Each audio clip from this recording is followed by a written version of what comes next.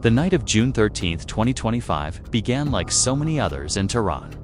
The summer air was hot, dry, and restless. We're still open in some corners of the capital. Students gathered in small circles on park benches, whispering about politics and football. While traffic thinned on Vali Asr Street, the city's main artery. For most, it was an ordinary night, yet far above the city, just beyond the reach of Iranian radar, a storm was gathering. More than 200 Israeli aircraft, a fleet larger than Iran had ever imagined would cross its skies at once, were already en route.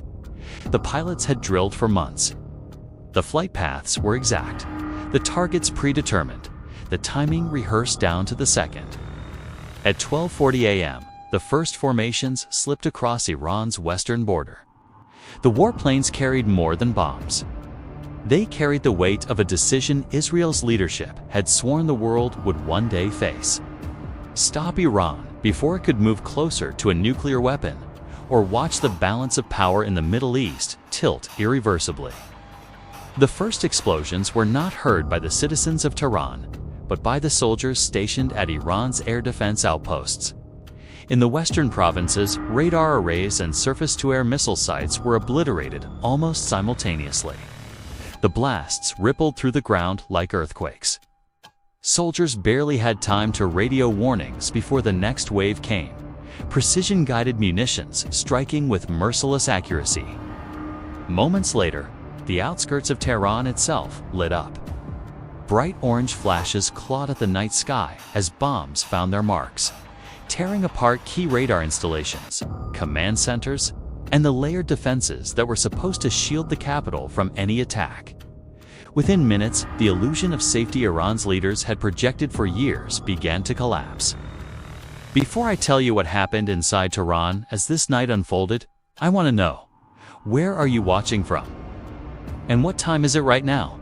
Drop it in the comments below. And if you're holding your breath already, hit subscribe. These declassified files drop every single day, and you don't want to miss what comes next. For years, Israel had watched Iran's nuclear advances with unease. But by 2025, the mood in Tel Aviv had shifted from suspicion to certainty.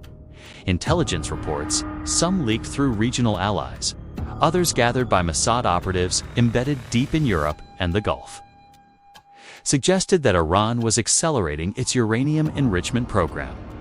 Independent analysts from across the Middle East debated the urgency, but Israel's leadership came to one conclusion: they could not wait.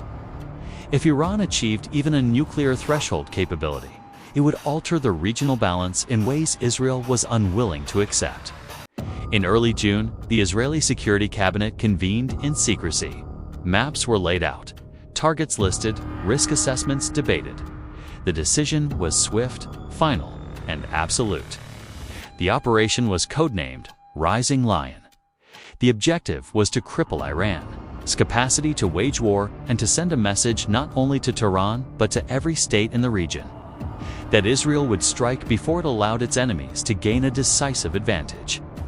The strike on June 13th was not a single wave, but a carefully sequenced barrage. The first targets were Iran's air defense grids and radar systems.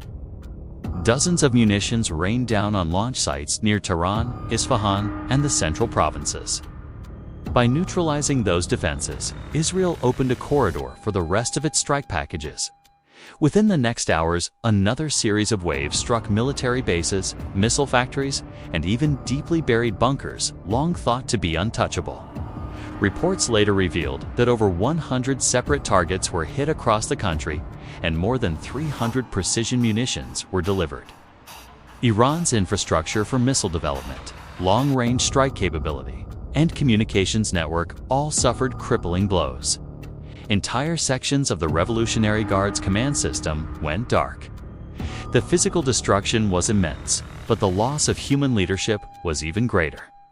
Among the dead were figures whose names carried weight across the Middle East. General Mohammad Bagheri, Chief of Staff of Iran's armed forces, was killed when a command compound was reduced to rubble.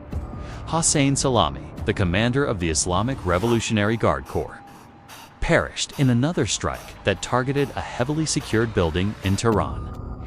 Major General Gholam Ali Rashid, a strategist and war planner, was also killed that night. Alongside them, several senior scientists were lost: Faridun Abbasi, a veteran nuclear physicist, and Mohammad Mehdi Tehransi, whose expertise tied him to Iran's advanced research programs. These were not simply names on a list. They were architects of Iran's military doctrine, guardians of its most secretive projects. Men whose absence left gaps that no promotion could quickly fill. The strikes sent Iran into chaos. In Tehran, the sounds of sirens and explosions drowned out the usual hum of the city. Residents rushed into basements or huddled together in stairwells, listening to the distant roar of engines and the terrifying concussions of impacts. Social media, often censored and controlled, became a lifeline of rumor and half-truths. Videos of burning buildings and collapsing structures spread faster than authorities could suppress them. Some claimed drones hovered above the city. Others swore Mossad agents were already inside Tehran guiding the strikes. Truth blurred into speculation, but what no one could deny was that Iran's capital, its heart and symbol of resilience, had been violated in ways few thought possible. Inside the ranks of the Revolutionary Guard, anger mixed with disbelief. Iran's defense systems were supposed to be formidable. Billions had been spent on radar, missiles, and fortifications. Yet the strikes carved through them as though they were paper shields. How had Israel known the precise locations of mobile missile units? The timing of guard rotations, the existence of covert facilities that even most Iranians had never heard of. It was not just an attack, it was evidence of penetration. Mossad's reach was deeper than Tehran had admitted, and that humiliation stung harder than the bombs themselves. Suspicion turned inward. The leadership began whispering of traitors, of leaks, of insiders feeding Israel the details that made this operation so precise. Even as fires raged in the streets, quiet purges began within the Guard's ranks. Officers were pulled aside, interrogated, accused. Trust evaporated overnight. For the ordinary citizen, the human cost was unbearable. Hospitals overflowed with casualties. Families searched for loved ones amid rubble and smoke. The funerals of the slain commanders and scientists were broadcast as a rallying cry, but behind the scenes, the leadership knew the blow was catastrophic. Iran had not just lost infrastructure, it had lost its guardians, its architects of power, its symbols of continuity. No speech could replace them. Yet the most disturbing realization for Iran's leaders came when they examined the pattern of destruction. The strikes were too clean, too coordinated, too synchronized. It was as if someone had walked Israel through their defenses, pointing at weak spots, highlighting vulnerabilities, marking targets with an invisible hand. Tehran understood that air power alone could not explain this. Something else had happened. Somewhere within their walls, in their systems, in their networks, Mossad had been waiting. By dawn, Tehran was a city in shock. Smoke still rose from military compounds, and the sound of jets had finally faded. But the silence that followed was heavier than the explosions. In those hushed hours, Iran's leaders faced a truth more terrifying than the destruction itself. The strikes were only the visible half of the war. What had truly happened? What had truly broken Iran's defenses that night? Was hidden, buried in the shadows where Mossad thrived. The air war had ended, but the covert war was only beginning. The thunder of the June 13th strikes was only half the story. What made them so devastating was not simply the weight of Israeli bombs, but the quiet work of unseen hands in the weeks and months before the skies over Tehran erupted. The war that shook Iran had begun long before the first jet crossed its borders in places where no explosions marked the battlefield. In hidden apartments, in unmarked vans, in quiet corners of Iran's own cities, where men and women moved like ghosts. The blueprint for Operation Rising Lion was not written in Tel Aviv alone. It was drawn across a web of agents and assets embedded throughout the region. Mossad had cultivated them for years. Smugglers on Iran's borders, technicians inside energy facilities, even staffers working at airports and security firms. These were not James Bond fantasies. They were the quiet realities of modern espionage. Each fragment of intelligence, each stolen access code, each whispered report fed into the growing picture that made the June 13th assault possible. By the time the first missile was fired, Israel knew more about Iran's defenses than some of the commanders charged with protecting them. The most daring aspect of this preparation was the smuggling of equipment into Iran itself. Independent analysts later revealed that Mossad had established covert drone bases within Iranian territory. Built not in deserts or mountains where they might attract attention, but in innocuous warehouses and rural compounds. From these hidden sites, drones were assembled piece by piece, disguised as commercial goods or industrial machinery. These drones were not the massive machines that drew eyes in the sky. They were small, efficient, and lethal. On June 13th, they struck radar dishes and missile batteries from angles Iranian defenders never expected, blinding the eyes that should have seen Israel's warplanes coming. But it wasn't only drones. Mossad's operatives also targeted Iran's defenses from within. In the days before the strike, unexplained blackouts occurred at certain air defense control centers. Communications lines flickered and died. When Iranian engineers scrambled to restore them, they assumed it was technical failure. In reality, malware had been slipped into the system months earlier, lying dormant until it was triggered remotely. That sabotage ensured that when Israeli jets entered Iranian skies, some of the very systems designed to detect them were deaf and blind. Perhaps the most shocking revelation came from Tehran itself. In the aftermath of the strikes, as Iran's leadership tried to understand how Israel had achieved such precision, suspicions fell not only on technology, but on people. There had been whispers of betrayal, of insiders who had fed Mossad information so detailed that only someone within the system could have known it. Guard rotations, hidden entrances, even the times certain commanders held their private briefings. These details had been too exact, too sharp. Tehran's security apparatus began purges almost immediately. Dozens of officers were interrogated, some disappeared quietly, and others were publicly accused of collaboration. Whether the leaks came from disloyal insiders or from penetrated communication channels, the effect was the same.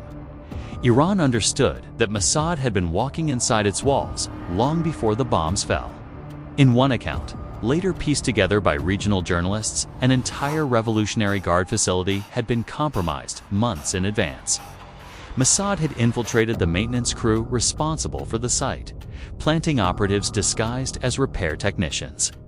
From this vantage point, they gathered floor plans, memorized patrol schedules, and mapped the facility's defenses. When the strike came on June 13th, Israeli pilots already knew exactly which doorways to collapse, which bunkers to target, and where high-value personnel would likely be. The operation was not blind bombing. It was surgical dismantling. This infiltration extended beyond military targets. Mossad also struck at Iran's command and control networks through digital sabotage. Malware buried deep inside government servers disrupted communications at the exact moment they were most needed. Critical messages never reached their recipients. Air defense crews awaited orders that never arrived. By the time Iranian commanders realized they were cut off, Israeli bombs had already finished their work. The cumulative effect of this covert campaign was devastating. Iran did not just lose hardware and leaders. It lost confidence in its own system. What frightened Tehran most was not that Israel had attacked. They had always expected that possibility. What chilled them was how thoroughly Mossad had prepared the battlefield from within, shaping the environment so that when the strike came, Iran was fighting blind and crippled. For ordinary Iranians, these revelations deepened the sense of dread. Rumors of traitors and infiltrators spread through the streets. Who could be trusted if Mossad could penetrate so far? Families of military officers feared knock-on raids or arrests. Everyday workers who had once laughed at tales of spies now spoke of them in hushed tones. The idea that the enemy might not be across the border, but standing in the same market, driving the same roads, or working in the same office gnawed at the public psyche. By the end of the second day, Tehran had begun reshuffling its internal security apparatus. Units were reassigned, commanders were replaced, and surveillance inside the capital doubled. Yet these actions came too late. The infiltration had already happened, the groundwork already laid. Mossad had proven that it could strike Iran not only from the skies, but from the streets of Tehran itself. And as the 13-day campaign unfolded, Iran would learn that the June 13th strike was not the end. It was the opening act. The question that now haunted Tehran was simple and terrifying. If Mossad had already been here once, what was stopping them from coming back? The thunder of explosions had faded, but Tehran did not breathe easier. The silence after the storm was almost worse than the bombing itself, because it left millions staring at the ruins around them, trying to comprehend how the unthinkable had happened. Israel's June 13th operation had lasted only hours on the clock, but its impact reverberated through the city like an endless aftershock. Streets once bustling with commuters now lay fractured, scarred by shockwaves that had shattered glass for miles. In the capital, the air was thick with dust, smoke, and a creeping sense of paranoia. Everyone had seen the fireballs. Everyone had heard the roar of jets. But the real question whispered in Tehran was more terrifying than any explosion. Who helped them? Iran had always prepared for an Israeli strike. For years, state television carried boasts of impregnable defenses, sophisticated missile shields, and an intelligence network so vigilant that no outsider could set foot in the capital unnoticed. Yet the Israeli assault on June 13th had shredded that narrative in a single night. Radar networks failed at the precise moment they were needed most. Air defense operators received conflicting signals, some seeing phantom aircraft that weren't there, others blinded entirely. Command centers that should have been buzzing with coordinated orders fell into silence, their communications mysteriously cut. To the outside world, it looked like a masterclass in military strategy. Inside Tehran, it felt like betrayal. In the immediate aftermath, the scale of destruction came into view. At Mehrabad's military airbase, craters marked the runways where fighter jets once stood ready. Blackened hulks of aircraft smoldered in hangars, their twisted frames mute testimony to the precision of Israel's intelligence. At a Revolutionary Guard research compound on the outskirts of the city, smoke still rose from collapsed bunkers where engineers had once worked in secrecy. Iranian officials who toured the ruins struggled to understand how Israel had pinpointed their most sensitive sites. These were locations guarded with obsessive secrecy, often shielded even from junior officers. The strikes had not just been random, they had been intimate. Someone, somewhere, had given Israel the blueprints. Perhaps the most devastating blow was not material, but human. To senior commanders of the Revolutionary Guard's Aerospace Division were killed in their residences during the opening minutes of the strike. Their compounds were supposed to be safe havens, surrounded by multiple layers of protection. Yet the Israeli missiles had found them with unerring accuracy, obliterating entire wings of the buildings. When news of their deaths reached the ranks, disbelief turned quickly to dread. If Mossad could map the private movements of commanders of that caliber, no one in Tehran's leadership was untouchable. Chain of command faltered instantly. With key figures gone, junior officers hesitated to give orders. Communications lagged, messages failed to arrive, and units waited helplessly for direction. In war, hesitation is fatal, and Israel exploited that hesitation ruthlessly. Their jets circled back for follow-up strikes, hitting secondary targets before Iranian defenses could regroup. By the time Tehran attempted to re-establish coordination, it was too late. The damage was already done. For civilians, the bombing brought a different nightmare. Families crammed into basements as walls shook from distant blasts. Some whispered prayers, others clutched radios broadcasting incomplete updates. In one neighborhood near the University District, residents described windows imploding inwards as the shockwave from a strike miles away rolled through their street. In another, parents carried children into underground parking garages, only to find them already packed with terrified neighbors. Every sound outside, a car backfiring, a door slamming, sent shivers through the crowd. The terror was not only in the bombs, but in the uncertainty of what came next. Rumors spread faster than official information. Some swore that Israeli commandos had been dropped into Tehran to guide the strikes. Others whispered of betrayal within the guard, claiming high-ranking officers had sold secrets in exchange for exile and riches abroad. The paranoia grew so thick that even families who had lived side by side for decades began to eye each other with suspicion. In Tehran's cafes, where political debates had once been spirited, conversations grew hushed.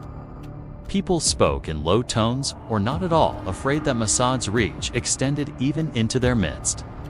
The strikes also carried a powerful symbolic weight. One of the missiles tore through a building used as a command annex by the Revolutionary Guard, reducing its facade to rubble. That building had been a symbol of strength, its walls plastered with slogans of defiance against foreign powers. Now, television footage, some captured on smartphones before authorities could censor it, showed the slogans half buried in debris. The image spread like wildfire online, both inside and outside Iran, a visual metaphor for the vulnerability no one wanted to admit. Internationally, the reaction was immediate but divided. Networks like Al Jazeera and TRT World reported the strikes with urgency. Focusing on the unprecedented scale of Israel's operation, commentators questioned how Mossad had managed to infiltrate so deeply into Iranian defenses. Independent analysts in the region speculated about drones launched from within Iran itself, covert networks that had sabotaged communications, and the chilling possibility that Israel had penetrated Iran's leadership circle. In Western outlets, officials largely framed the attack as a response to Iran's accelerating nuclear program. But in Tehran, such narratives felt like propaganda. What mattered was not the justification, but the humiliation. Inside Iran's leadership bunker, the atmosphere grew darker by the hour. President and senior commanders met in emergency sessions, voices raised, accusations thrown across the table. Some demanded immediate retaliation, even if it meant a wider war. Others urged caution, warning that the scope of infiltration meant Israel was already anticipating their next move. But beneath the shouting, one fear united them all. If Mossad knew this much already, how much more did they know? The paranoia was not confined to the leadership. On the second night after the strikes, security checkpoints multiplied across Tehran. Cars were stopped and searched, neighborhoods combed by Revolutionary Guard patrols. Entire apartment blocks were questioned for suspicious activity. It was not only about catching spies, it was about creating the illusion of control in a city where control had slipped like sand through clenched fists. For Israel, silence was the weapon of choice. The government issued no formal statement, no celebratory announcements.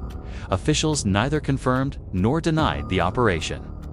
In Tel Aviv, the quiet was deliberate, designed to amplify Tehran's uncertainty. The absence of gloating made the attack feel even colder, more calculated, as if Israel were saying, "We will strike when we choose, and you won't even see us coming." By the fourth day, Tehran was exhausted. Rescue crews were still digging through rubble, families still searching for missing loved ones. Yet the capital did not sleep. It could not. Every distant rumble was mistaken for another wave of jets. Every flicker of light in the night sky was feared to be a missile. Though the bombs had stopped falling, the psychological war was in full swing. Israel had struck with steel, but it was the invisible wound of fear that lingered most. And through it all, one question gnawed at the heart of Iran's leadership. A question left deliberately unanswered by Tel Aviv's silence. Was this the end? Or was it only the beginning? For Israel, the operation was never meant to be a single night of shock and awe.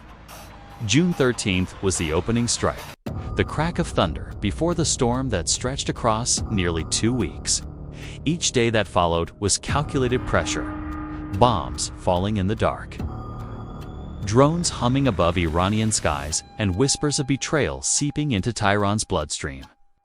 The second wave came before dawn on June 15th, just as Tehran's exhausted citizens thought the nightmare had ended. The sound of low-flying jets returned. This time, the targets were deeper inland, facilities tied to missile development, fuel depots, and command bunkers hidden beneath layers of reinforced concrete. Precision-guided bombs tore through them with surgical accuracy, leaving craters that seemed to mock the engineers who had believed themselves safe beneath the earth. Iran scrambled fighters to intercept, but Israeli electronic warfare systems jammed communications, leaving pilots disoriented in their own skies. Once again, Tehran watched as defenses built over years collapsed in a matter of minutes. By the fourth day, Israeli drones were striking with almost mechanical rhythm. They appeared over air defense sites, hitting radar arrays and missile batteries, then disappearing before counterfire could track them. Independent analysts later noted something chilling. Many of these drones did not come from across the border, but were launched from inside Iran itself. Smuggled piece by piece, assembled in hidden warehouses, and guided by operatives who blended seamlessly into Tehran's sprawl. These drones were proof that Mossad's reach extended far beyond satellites and spy planes. The battlefield was not just overhead, it was already inside. The psychological pressure mounted. Families fled neighborhoods near military zones, seeking safety in the countryside, though safety was an illusion. Israel's targets stretched far and wide, from the outskirts of Tehran to the deserts where missile silos were buried. No place felt untouched. Crowds jammed fuel stations, fearing shortages. Grocery shelves emptied as panic buying spread. The strikes had wounded not just Iran's military, but its sense of stability. Inside command bunkers, the situation grew dire. Iranian generals reported losses that sounded almost impossible. Batteries disabled without firing a shot. Convoys destroyed the moment they left barracks. Commanders killed in compounds whose locations were known only to a handful of insiders. Each report deepened the suspicion that Mossad had infiltrated at levels previously unthinkable. Entire units fell under suspicion. Officers were questioned about their movements, their phone calls, their families. Trust evaporated like smoke. Israel, for its part, remained silent. No speeches, no official confirmation. The silence was itself a weapon, leaving Tehran guessing about what came next. In Tel Aviv, military planners had already achieved more than they expected. Dozens of strategic facilities crippled, high-value leaders eliminated, and, most importantly, Iran's confidence shattered. But the strikes did not stop. On the sixth day, Israeli cyber units triggered dormant malware buried deep in Iran's systems. Screens at control centers flickered to black. Power grids in select districts failed suddenly, leaving entire neighborhoods in darkness. Panic spread as rumors claimed the blackouts were cover for commando raids. In reality, the darkness was psychological warfare, a reminder that Mossad could flick a switch inside Tehran whenever it chose. By the ninth day, Tehran resembled a city under siege, though no foreign soldier had set foot inside. Checkpoints clogged major roads. Loudspeakers blared warnings of spies in the capital. Security forces raided apartments at night, dragging suspects into unmarked vans.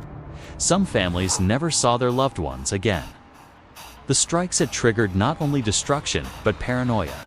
And paranoia is a weapon that cuts both ways. Iran's leadership tightened its grip, but the tighter it squeezed, the more its people suffocated under suspicion. Internationally, the operation was met with disbelief. Reporters from Al Jazeera and Al Arabiya spoke of the deepest penetration of Iranian security in decades.